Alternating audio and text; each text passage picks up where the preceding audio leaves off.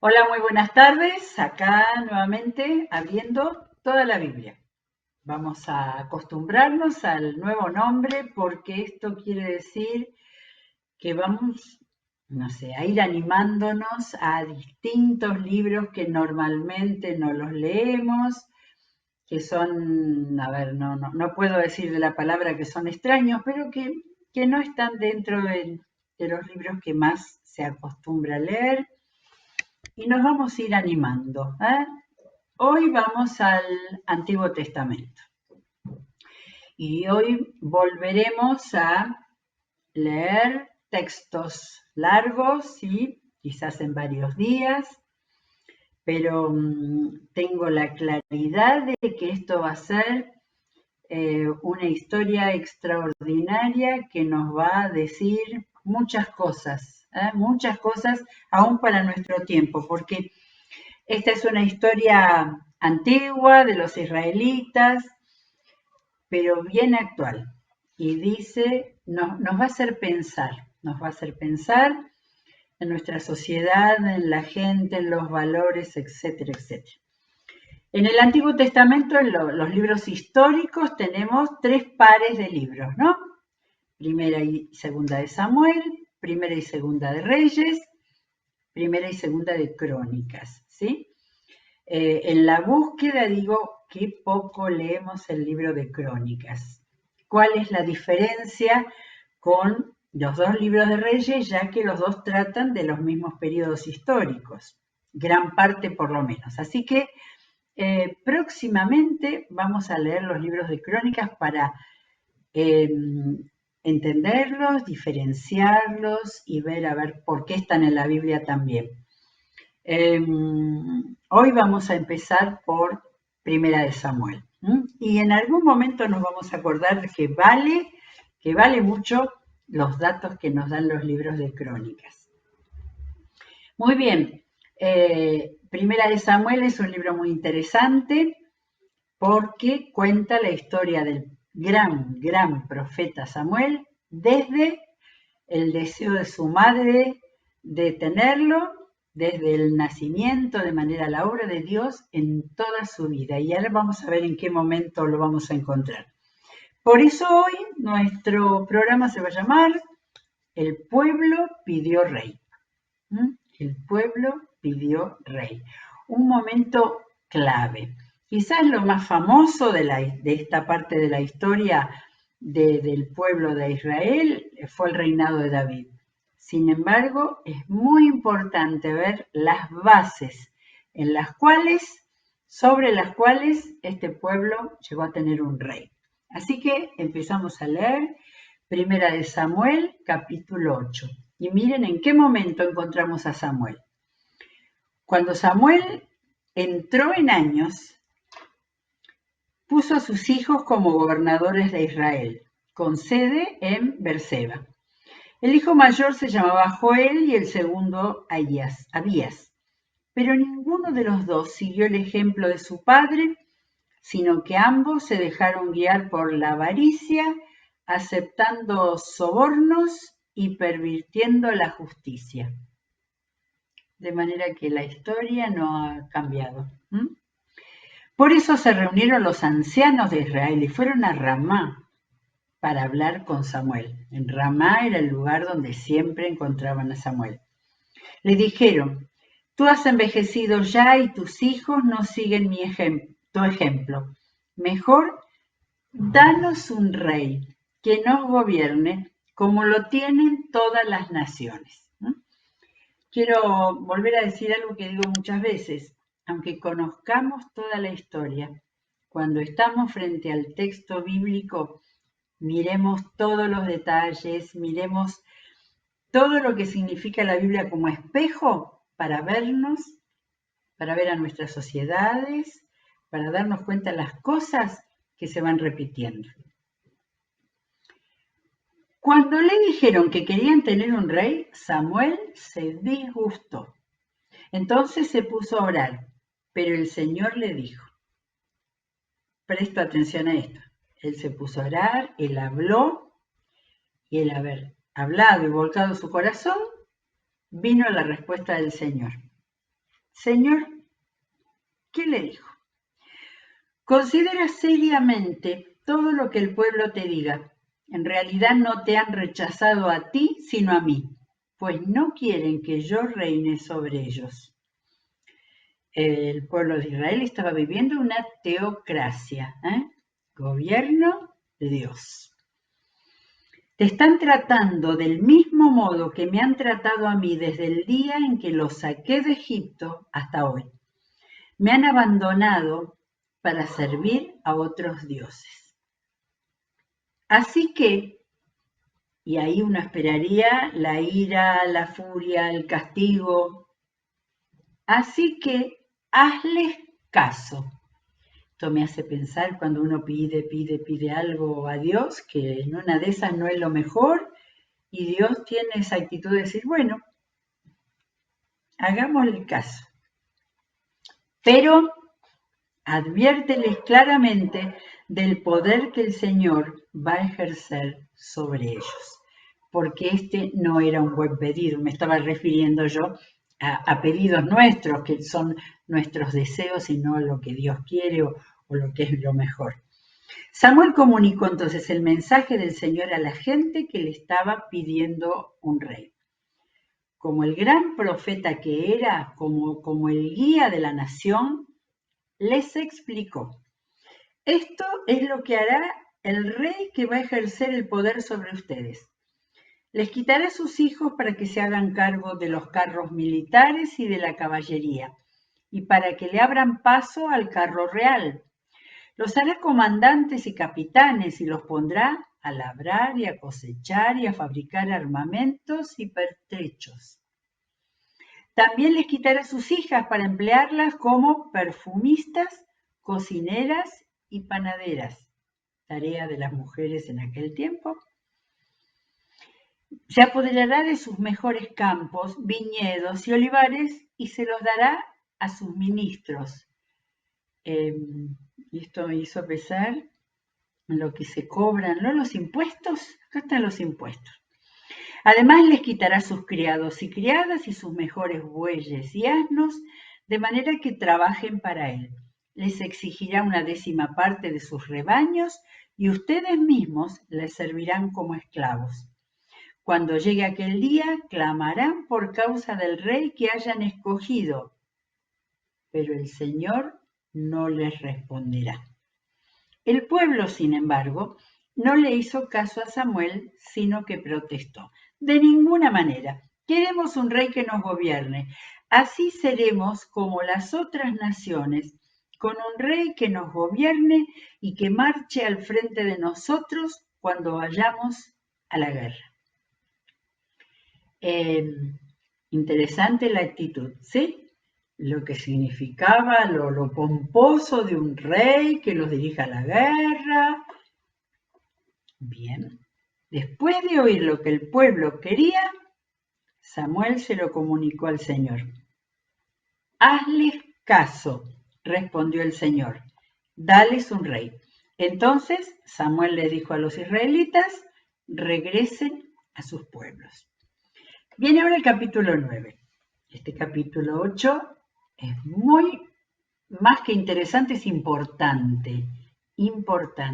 Cómo mira Dios las actitudes de los hombres, cómo guía por medio de sus profetas, de este profeta en este caso.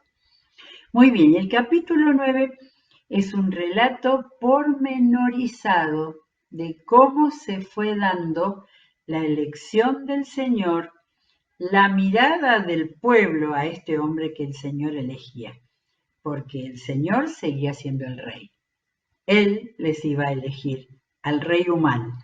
Había un hombre de la tribu de Benjamín, muy respetado, cuyo nombre era Quis, hijo de, bueno, acá hay varios nombres difíciles, de Seror, de Becorat, de Afam, también benjaminita, era de Benjamín, la tribu que estaba sobre la gran tribu de Judá.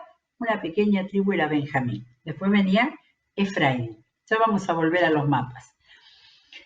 Quis tenía un hijo llamado Saúl. Escuchen, que era buen mozo y apuesto como ningún otro israelita, tan alto que los demás apenas le llegaban al hombro. ¿Habrá sido por esto? El Señor les dijo, ¿quieren un rey? Les doy un rey, pero de lo más buen mozo que podía haber. No lo sé. En cierta ocasión se extraviaron las burras de su padre Quis, y éste le dijo a Saúl, toma una de tus criados y ve a buscar las burras. Samuel y el criado se fueron y cruzaron las sierras de Efraín, a la tribu siguiente al norte, hasta pasar por la región de Salisá, pero no las encontraron. Pasaron también por la región de Salín y después por el territorio de Benjamín, pero tampoco allí las encontraron. Cuando llegaron al territorio de Suf, Saúl le dijo al criado que lo acompañaba, vámonos, debemos regresar, no sea que mi padre comience a preocuparse más por nosotros que por las burras. El criado le contestó, en este pueblo vive un hombre de Dios que es muy famoso. Todo lo que dice se cumple sin falta. ¿Por qué no vamos allá? A lo mejor nos indica el camino que debemos seguir.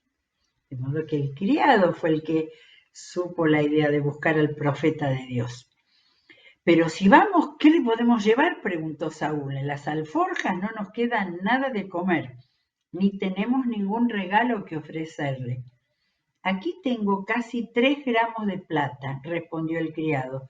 Se los puedo dar al hombre de Dios para que nos indique el camino. Antiguamente, cuando alguien en Israel iba a consultar a Dios, solía decir, vamos a ver al vidente, porque así se le llamaba entonces al que ahora se le llama profeta. Me encantan estos datos, lo hemos marcado en otras oportunidades, cuando el escritor, ¿sí? El cronista, pone alguna indicación, como en este caso, para que no resultara rara la palabra vidente. Para nosotros hoy tiene que ver con el espiritismo, nada que ver con profeta, pero acá ya, en este tiempo, este criado sabio, no, el criado no, el criado hablaba del vidente, sino este cronista sabio era el que marcó que era la misma palabra para profeta. Esto me hizo pensar en los cronistas. Y entonces, ya que hoy hablamos de los libros de crónicas, hay un final muy interesante de la manera en que termina el primer libro de crónicas con relación a esto de los cronistas. Todos los hechos del rey David, porque había muerto David acá, todo lo que hizo, su reinado, su poder, están escritos en las crónicas del vidente Samuel, del profeta Natán y del vidente Gad. De manera que esto es una de las muestras de que había cronistas en los distintos reinados que escribían toda la historia, de manera que todo eso fue usada para compaginar lo que a nosotros ha llegado como la Biblia, ¿sí? Habla del profeta Samuel, ¿sí? De modo que todo esto puede haber sido contado por Samuel, aunque está la muerte de él también. Pero todos esos cronistas trabajaban con otros acompañantes emanuenses que escribían también los hechos. Muy bien, vuelve la narración. Saúl dijo, muy bien, vamos. Dicho esto, se dirigieron al pueblo donde vivía el hombre de Dios. Subían por la cuesta de la ciudad cuando se encontraron con unas jóvenes que iban a sacar agua. Les preguntaron, ¿se encuentra por aquí el vidente? Sí, está ya más adelante, contestaron ellas. Dense prisa, que acaba de llegar a la ciudad y el pueblo va a ofrecer un sacrificio en el santuario del cerro. Cuando entren en la ciudad lo encontrarán, si llegan antes de que suba al santuario para comer. La gente no empezará a comer hasta que él llegue, pues primero tiene que bendecir el sacrificio y luego los invitados comerán. Así que vayan de inmediato, que hoy mismo lo van a encontrar. Qué interesante esta movida y este lugar del profeta en el pueblo. ¿sí? La profecía, el tiempo de la profecía incluía el bendecir la comida, pero invitar a tener una cantidad de invitados para los cuales había un propósito de Dios. Saúl y su criado se dirigieron entonces a la ciudad. Iban entrando cuando Samuel se encontró con ellos camino al santuario del cerro. Un día antes de que Saúl llegara, el Señor le había hecho esta revelación a Samuel. Mañana a esta hora te voy a enviar un hombre de la tierra de Benjamín. Lo ungirás como gobernante de mi pueblo Israel para que lo libre del poder de los filisteos. Me he compadecido de mi pueblo, pues sus gritos de angustia han llegado a mí. De manera que la indicación del Señor a Samuel ya era un propósito más definido. No le dice el que piden que sea rey contra mi voluntad, no. Ya el Señor tenía para este candidato una, eh, una importante tarea, una importante misión, porque evidentemente este era un momento, otro nuevo tiempo de problema con los filisteos. Cuando Samuel vio a Saúl, el Señor le dijo: ahí tienes al hombre de quien te hablé. Él gobernará a mi pueblo. Al llegar a la puerta de la ciudad, Saúl se acercó a Samuel y le preguntó: ¿podría usted indicarme dónde está la casa del vidente? De manera que no lo conocía a Saúl. Yo soy el vidente, respondió Samuel. Acompáñame al santuario del cerro, que hoy comerán ustedes conmigo. Ya mañana, cuando te deje partir, responderé a todas tus inquietudes. En cuanto a las burras que se te perdieron, hace 3 días ni te preocupes que ya las encontraron.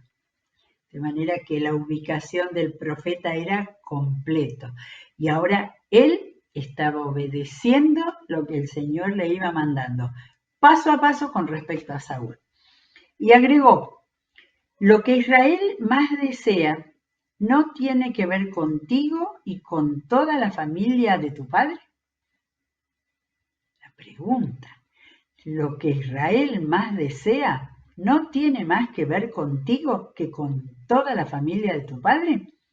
¿Por qué me dices eso?, respondió Saúl. ¿No soy yo de la tribu de Benjamín, que es la más pequeña de Israel? ¿Y no es mi familia la más insignificante de la tribu de Benjamín?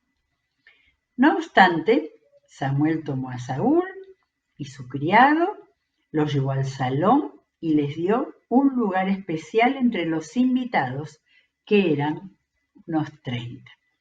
Es tan interesante la trastienda de este encuentro, pero también la trastienda de la vida de Samuel, de la manera, por qué fue un profeta tan importante, fue usado por Dios, fue dirigido por Dios todo el tiempo y el Señor iba al lado de él todo momento. Bueno, Samuel le dijo al cocinero, este detalle no me fijé que dice en otras traducciones como Reina Valera, pero le dice: trae la ración de carne que te pedí que apartaras y que yo mismo te entregué. ¿Sí? El cocinero sacó un pernil entero. Si hay algo que nos gusta en este tiempo, cuando hay reuniones grandes, es tener un pernil para hacer sanguchitos. Muy bien. Sacó un pernil entero y se lo sirvió a Saúl. Entonces Samuel dijo: ahí tienes lo que estaba reservado para ti. Come pues antes de invitar a los otros. Tu ración ya había sido apartada para esta ocasión. No me quiero imaginar la sorpresa, la incapacidad de Saúl de entender qué es lo que le estaba pasando. Se preguntaría: estoy soñando esto. Así fue como Saúl comió aquel día con Samuel. Luego bajaron del santuario a la ciudad y Samuel conversó con Saúl en la azotea de su casa. Entiendo que era de la casa de Samuel, ¿sí? Lo llevó a la azotea para que no hubiera gente escuchando. Al amanecer, a la hora de levantarse, Samuel habló con Saúl en ese mismo lugar. De manera que se quedó a dormir ahí. Hablaron, conversó en la azotea y al amanecer, después de haber dormido, Samuel habló con Saúl en ese mismo lugar. Levántate, le dijo, tú debes partir. Saúl se levantó y salieron de la casa juntos. Mientras se dirigían a las afueras de la ciudad, Samuel le dijo a Saúl, dile al criado que se adelante, pero tú quédate un momento, que te voy a dar un mensaje de parte de Dios. Termina el capítulo 9. Este capítulo 9 es tan lleno de datos y minuciosidades y es un relato, si no hubiera sido verdad, como ficción, como novela, es excelente. Empieza el capítulo 10. No vamos a poder leer hoy, pero el comienzo. Entonces Samuel tomó un frasco de aceite y lo derramó sobre la cabeza de Saúl. Luego lo besó y le dijo, es el Señor quien te ha ungido para que gobiernes a su pueblo. Hoy mismo, cuando te alejes de mí y llegues a Celsa, en el territorio de Benjamín, cerca de la tumba de Raquel verás a dos hombres. Ellos te dirán, ya encontramos las burras que estabas buscando, pero tu padre ya no piensa en las burras, sino que ahora está preocupado por ustedes y se pregunta, ¿qué puedo hacer para encontrar a mi hijo? El detalle hasta los temas pequeños de la vida de la familia. Más adelante sigue la indicación de Samuel, cuando llegues a la encina de Tabor, te encontrarás con 3 hombres que se dirigen a Betel para adorar a Dios. Betel era uno de los lugares especiales para adoración. Uno de ellos lleva 3 cabritos, otro 3 panes y el otro un odre de vino. Después de saludarte, te entregarán 2 panes. Acéptalos. De ahí llegarás a Gibeá de Dios, donde hay una guarnición filistea. Al entrar en la ciudad te encontrarás con un grupo de profetas que bajan del santuario en el cerro. Vendrán profetizando, precedidos por músicos que tocan liras, panderetas, flautas y arpas.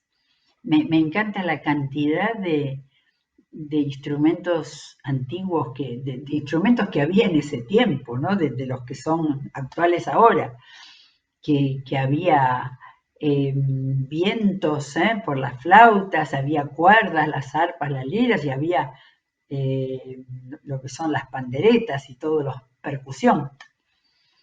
Entonces el Espíritu del Señor vendrá sobre ti con poder, y tú profetizarás con ellos y serás una nueva persona. Si Saúl seguramente estuvo turbado, emocionado, preguntándose qué estaba pasando, con toda la atención primera que le dio el profeta, que le hizo sentirse parte de algo diferente que él no conocía, un ayudante de su padre en el campo. O sea, toda una preparación, todo un darle un lugar especial como para que él se fuera acostumbrando, en fin, para que su mente se dijera, acá está pasando algo especial. Pero entonces, después de esa noche, lo que no tenemos es el relato de lo que pasó esa noche en la azotea. ¿Dice azotea o terraza? Dice azotea. De manera que ahora iba a volver a la vida real, iba a encontrar a alguien que le iba a decir, tranquilo, ya se encontraron las burras, pero después iban a venir 3 hombres que traían elementos de reconocimiento real. Él tenía que hacerse a la idea de que el Señor lo había elegido. Y acá ya sabemos que Samuel le dijo en 10:1, es el Señor quien te ha ungido para que gobiernes a su pueblo. Le dejó bien claro que no era él como profeta, sino que el verdadero rey de Israel es el que lo estaba ungiendo para que gobierne a su pueblo. Y entonces esta cosa tan especial de hombres que tenían cabritos, panes, todas cosas que eran de adoración, pero eran de darle un valor y un lugar muy importante, eran presentes para un rey. Entonces, al llegar a Gibea de Dios, allí se iba a encontrar otro paso más en su transformación. Vendrán esos profetas que bajaban del cerro profetizando, procedidos por músicas, y entonces el Espíritu del Señor vendrá sobre ti con poder. No sabemos cómo era la vida espiritual de Saúl. No sabemos si era un buen israelita que cumplía las leyes, pero la vida espiritual, la vida de cercanía, de experiencia con el Señor, no la sabemos. Pero acá tenemos la revelación de que el Espíritu del Señor vendrá sobre ti con poder y tú profetizarás con ellos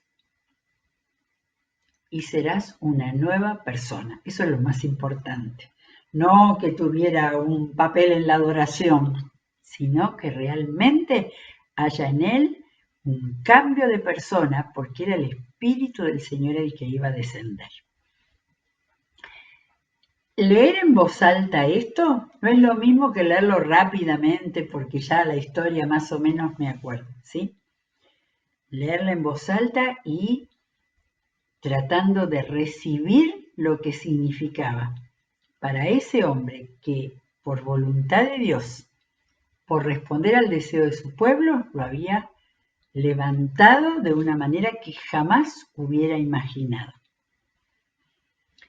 Cuando se cumplan estas señales que has recibido, podrás hacer todo lo que esté a tu alcance, pues Dios estará contigo. Parecía que Samuel le decía, ahí termina mi misión. Baja luego a Gilgal antes que yo. Adelante, iba adelante. Allí me reuniré contigo para ofrecer holocaustos y sacrificios de comunión, y cuando llegue te diré lo que tienes que hacer. Pero tú debes esperarme 7 días. ¿Sí? Todos los pasos para preparar a este hombre, paso tras paso. ¿Sí?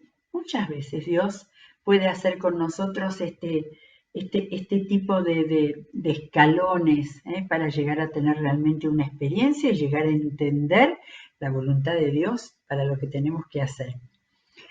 Cuando Saúl se dio vuelta para alejarse de Samuel, ahí sí que fue una metanoia, ¿no? Se dio vuelta completamente, Dios le cambió el corazón. Y ese mismo día se cumplieron todas esas señales. En efecto, al llegar Saúl y su criado a Gibea, un grupo de profetas les salió al encuentro. Entonces, el Espíritu de Dios vino con poder sobre Saúl, quien cayó en trance profético junto con ellos. Los que desde antes lo conocían, al verlo profetizar junto con los profetas, se preguntaban unos a otros, ¿qué le pasa a Saúl, hijo de Quis? ¿Acaso también él es uno de los profetas? Alguien que vivía ahí replicó, ¿y quién es el responsable de ellos? De aquí viene el dicho, ¿acaso también Saúl es uno de los profetas? Cuando aparece algún hecho así inimaginable. Cuando Saúl acabó de profetizar, subió al santuario del cerro. Vamos a dejar acá, capítulo 10, 13. Leímos la mitad del capítulo 10, leímos todo el 8, todo el 9. Un precioso relato desde el disgusto de Samuel, la decisión del Señor de hacerle caso al pedido del pueblo, hasta la preparación y la formación de este sencillo hombre de campo de una de las más chiquitas tribus, al hecho de que Dios lo estaba nombrando rey. Vamos a seguir porque cada vez la historia es más interesante y más interesantes son los pequeños detalles que muestran a Dios actuando. De manera que esta palabra nos sea de mucha bendición, de mucha reflexión y nos haga abrirnos al Dios que ha prometido y ha entregado el Espíritu Santo a sus hijos para que vivieran guiados por él. Muy bien, seguiremos mañana. Que Dios los bendiga.